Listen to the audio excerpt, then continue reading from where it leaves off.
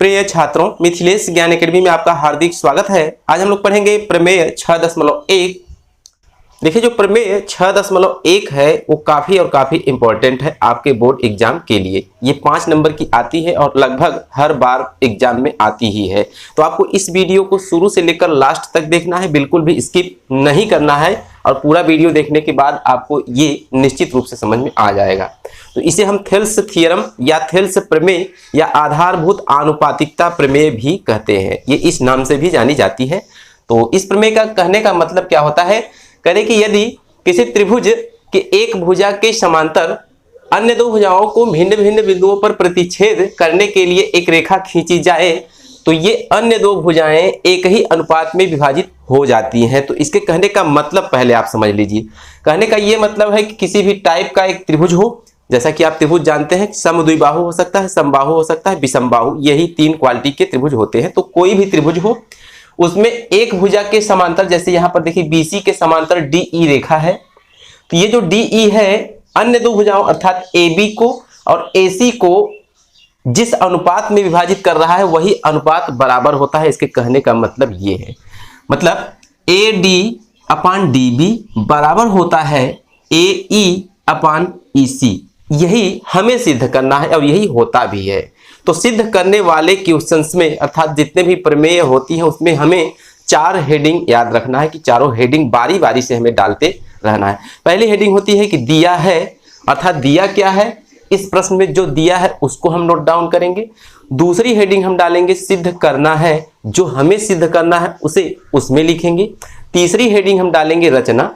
रचना का मतलब इसमें जो हम अतिरिक्त काम करेंगे उसी को रचना कहा जाएगा, तो रचना में हम लिखेंगे। और चौथी और आखिरी हेडिंग रहेगी उपपत्ति की। यही 4 हेडिंग आपको अच्छी तरह से याद होनी चाहिए। तो सबसे पहले हम क्या लिखेंगे, दिया है। तो देखिए, जो ये प्रमेय आपकी दी गई होती है इसी में सब कुछ छुपा होता है कि दिया क्या है। कह रहा कि यदि किसी त्रिभुज की एक भुजा के समांतर, तो किसी त्रिभुज की बात की गई है, तो यहां पर जो त्रिभुज है उसे हमने ABC मान लिया है, यही हमें दिया गया है। और किसी एक भुजा अर्थात BC के समांतर हमने DE को मान लिया है। तो इतनी ही बातों को हम दिया है वाले हेडिंग में लिखेंगे। तो आपको बहुत ही बारीकी से समझते रहना है। यहां पर लिखेंगे त्रिभुज ABC में, देखिए त्रिभुज ABC में हमें दिया है कि DE समांतर है BC। तो यहां पर हम लिखेंगे DE समांतर BC।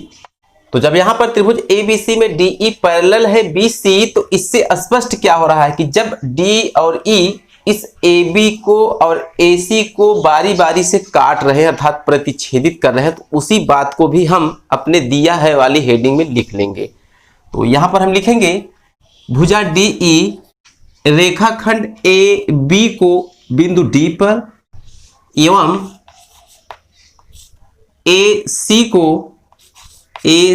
को E बिंदु पर प्रतिच्छेद करती है। अब दूसरी हेडिंग हमारी क्या होती है कि सिद्ध करना है। तो यहां पर हमने हेडिंग डाल लिया सिद्ध करना है। तो आप फिगर में ध्यान से देखिए, हमने आपको स्टार्टिंग में बताया कि सिद्ध करना है AD/DB बराबर होता है AE/EC, और इसी बात को हम यहां पर लिखेंगे। तो लिख देंगे AD/DB, आपको ध्यान से देखते रहना है, बराबर AE/EC। तो यही हमें सिद्ध करना है। तो इस हेडिंग में बस इतना ही रहेगा। अब अगली हेडिंग क्या होती है, रचना। तो रचना में हम करेंगे क्या, यही आपको थोड़ा ध्यान से समझना है। रचना में हम करेंगे कि B को E से मिला देंगे और C को D से मिला देंगे। अब इसके बाद देखिए, इस फिगर में आपको 2 रचनाएं और करनी है। D से इस रेखा पर लंब डाल देना है अर्थात अपने सम्मुख वाली रेखा पर, और E से इसके सम्मुख वाली रेखा पर लंब डाल देना है। तो ध्यान से देखिए, D से हमने AE रेखा पर लंब डाल दिया है और इसका नाम हम रख देंगे M, और E से इस रेखा AD पर हमने लंब डाल दिया, इसका नाम रख देंगे N। तो कुल मिलाकर ये जो संकेत है 90 अंश के कोण का होता है और यहाँ भी 90 अंश के कोण का संकेत है। यही हमको बता रहा है कि ये लंब है। तो इतनी ही रचना हमको इस फिगर में करनी है और आपको समझ में आ भी गया होगा। तो इसी बात को हम अपने रचना वाली हेडिंग में लिखेंगे। तो हमने यहाँ पर लिख लिया बिंदु B को E से तथा C को D से मिलाया एवं ये जो हमने लंब डाला है इसको अब लिखेंगे। तो हम कहेंगे ई एन लंब ए डी या ए बी आप कह सकते हैं, कोई दिक्कत नहीं। लिखेंगे यहां पर ई एन लंब, ये देखिए लंब का संकेत होता है किस पे है, ए डी पर है, तथा डी एम ये लंब है किस पे, ए ई रेखाखंड पर, ए ई। ये हो गई रचना। अब इसके बाद लास्ट हेडिंग क्या होती है, उपपत्ति। तो यहां पर देखिए दिया है सिद्ध करना है रचना, अर्थात तीनों हेडिंग के बाद लास्ट हेडिंग है उपपत्ति, और यही थोड़ा सा डिफिकल्ट होती है, तो आपको ज्यादा टेंशन लेने की जरूरत नहीं है। उपपत्ति में हमें करना क्या है, एक बार हम त्रिभुज ए डी ई को लेंगे और उसी के साथ त्रिभुज डी बी ई को लेंगे। आपको ध्यान से देखते रहना है। तो यहां पर हम लिखेंगे त्रिभुज ए डी ई एवं त्रिभुज डी बी ई में। तो यहां पर प्रश्न आपके माइंड में यह उठता है कि हम कैसे ये जानेंगे कि इसी त्रिभुज को हमें ले लेना है और हमारा प्रॉब्लम सॉल्व हो जाएगा। तो आपको इस वीडियो को या किसी वीडियो को या किसी टीचर से एक बार तो जरूर पढ़ेंगे, तो जरूर पढ़ेंगे तभी तो आपको जाके समझ में आएगा कि हमें यही त्रिभुज लिया गया था, तो हम यही त्रिभुज लेंगे। तो यही है आपके प्रश्न का उत्तर। यहाँ पर थोड़ा सा ध्यान दीजिए, एक शब्द होता है एरिया, और एरिया का मतलब होता है क्षेत्रफल। तो एरिया का जो शॉर्ट फॉर्म होता है ए आर, अर्थात जहां पर हम ए आर लिखेंगे इसका मतलब हुआ कि क्षेत्रफल। तो कहने का मतलब ये जो त्रिभुज हमने दोनों लिया है इसी का अनुपात हमें ज्ञात करना है। तो यहां पर लिखेंगे ए आर त्रिभुज ए डी ई, ध्यान से देखते रहिए, और इसकी बटे ए आर अर्थात एरिया त्रिभुज डी बी ई। तो यहां पर जो एरिया शब्द आया है इसका मतलब क्षेत्रफल। तो त्रिभुज के क्षेत्रफल का सूत्र आप जानते होंगे, नहीं जानते हैं तो कोई बात नहीं। जो त्रिभुज का क्षेत्रफल होता है वो 1/2 गुणे आधार और गुणे ऊंचाई होती है, तो ये आप जानते होंगे। तो यहां पर बात ये है कि जब हम इस फार्मूले का इस्तेमाल यहां और यहां अर्थात अंश व हर दोनों में करेंगे तो हमारा प्रश्न कैसा हो जाएगा, लिखेंगे 1/2 गुणे आधार। तो देखिए त्रिभुज ए डी ई को आप फिगर में ध्यान से देखिए, ए डी ई में आधार क्या है, यही थोड़ा सा जटिल मामला है। ए डी ई में आधार क्या है, जिसपे लंब डाला गया है वही आधार है। इसका मतलब क्या हुआ कि ए डी आधार है, तो हम यहां पर लिखेंगे ए डी। आपको यही ध्यान से समझना है। गुणे ऊंचाई होती है, यहां पर देखिए ऊंचाई, तो ऊंचाई ये जो लंब डाली गई है यही इस त्रिभुज ए डी ई की ऊंचाई है। तो यहां पर हम लिखेंगे ई एन, ध्यान से देखते रहिए, ई एन, और पूरी की बटे फिर से लिखेंगे 1/2। इस त्रिभुज डी बी ई का क्षेत्रफल हम ज्ञात कर रहे हैं। तो डी बी ई में आप ध्यान से देखिए, डी बी ई में आपको ध्यान ये देना है कि कौन सी भुजा को हम आधार मान लें। तो हमने आपको बताया कि जिस पर लंब डाला गया है उसी को हम आधार मान लेंगे। तो यहां पर जो डी बी ई है इसका लंब क्या है, यही ई एन है। ध्यान से देखिए, यही ई एन रेखा इस डी बी ई वाले त्रिभुज का लंब है। तो कहने का मतलब जो डी से लेकर बी तक की दूरी है इसी को हम आधार कहेंगे। तो यहां पर हम लिखेंगे डी बी गुणे, अब लंब क्या है, वही जो हमने आपको बताया कि ई से लेकर एन तक इस डी बी ई का लंब है। तो यहां पर लिख देंगे ई एन, इसी को ऊंचाई कहते हैं। तो यहां पर ध्यान दीजिए कि 1/2 से 1/2, ई एन से ई एन कैंसिल हो जाएगा, तो बचेगा क्या हमारे पास, ए डी बचेगा। ध्यान से देखिए ए डी, और इसी के बटे डी बी बचेगा।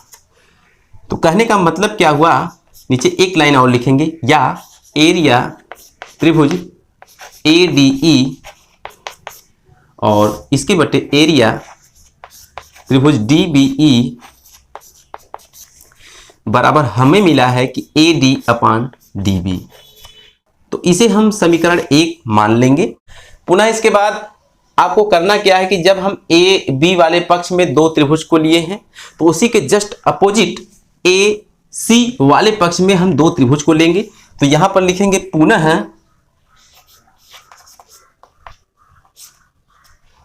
त्रिभुज, अब त्रिभुज कौन सा लेंगे, ध्यान से देखिए, ए ई डी, तो लिखेंगे त्रिभुज ए ई डी तथा त्रिभुज ई सी डी, ई सी डी में, तो जैसा जैसा हमने इन दोनों त्रिभुज के साथ किया था ठीक वही इन दोनों त्रिभुज के साथ भी करना है और आपको ध्यान से देखते रहना है। तो यहां पर हम लिखेंगे एरिया त्रिभुज ए ई डी अपान एरिया त्रिभुज ई सी डी, तो बराबर क्या हो जाएगा, 1/2 ऊपर रहेगा, वो फार्मूले को आप ध्यान से देखिए, 1/2 गुणे आधार गुणे ऊंचाई होती है। तो ए ई डी को आप फिगर में ध्यान से देखिए, ए ई डी में आधार क्या होगा, तो जो आपका ए ई है यही आधार होगा, क्यों, क्योंकि ए ई रेखा पर ही ये लंब डाला गया है, तो ए ई को हम आधार नाम दे देंगे। तो 1/2 गुणे ए ई गुणे ऊंचाई, ऊंचाई क्या है, डी से लेकर एम तक को लंब अर्थात ऊंचाई हम कहेंगे, तो यहां पर लिख देंगे डी एम और पूरे के बटे फिर से 1/2 गुणे आधार, तो ई सी डी त्रिभुज कहां है, ई सी डी में आपको ध्यान देना है कि आधार कौन सा होगा। तो हमने आपको बताया कि जिस रेखा पर लंब डाला जाता है उसी को आधार मान लेंगे, तो ई सी पर लंब डाला गया है, ध्यान से देखिए ये जो आगे बढ़ाई गई है, तो ई सी यहां पर आधार होगा, तो लिख देंगे ई सी गुणे इसकी ऊंचाई क्या है, यही ऊंचाई है डी एम, तो यहां पर लिखेंगे डी एम। तो यहां पर भी आप ध्यान से देखिए 1/2 से 1/2, डीएम से डीएम कैंसिल, तो मिला क्या, ए ई अपान ई सी। तो कुल मिलाकर हम यहां पर लिखेंगे या एरिया त्रिभुज ए ई डी त्रिभुज ए ई डी अपान एरिया त्रिभुज ई सी डी बराबर हमें क्या मिला है, ए ई अपान ई सी, ध्यान से देखिएगा, ए ई अपान ई सी, तो इसे हम समीकरण 2 मान लेंगे। देखिए यहां तक हल कर लेने के बाद कक्षा 9 की थोड़ी सी सहायता चाहिए। तो कक्षा 9 में हमने एक प्रमेय पढ़ा है कि एक ही आधार पर बने दो त्रिभुज का क्षेत्रफल समान होता है। फिर से एक बार सुनिए, एक ही आधार पर बने दो त्रिभुजों का क्षेत्रफल आपस में समान होता है। तो यहां पर इस फिगर में आपको बहुत ही बारीकी से देखना है कि एक ही आधार पर दो त्रिभुज कहां पर बन रहे हैं। तो यहां पर देखिए जो डी ई है ये इसको हम आधार मान लें तो यहां पर एक त्रिभुज ये बन रहा है बी ई डी अर्थात डी बी ई एक त्रिभुज बन रहा है और उसी आधार पे बन रहा है, और ई सी डी को आप ध्यान से देखिए इसी आधार पे बन रहा है। तो हमारे कहने का मतलब क्या हुआ कि डी बी ई का जो क्षेत्रफल होगा वही त्रिभुज ई सी डी का क्षेत्रफल होगा, और उसी बात को हम यहाँ एक लाइन लिखेंगे।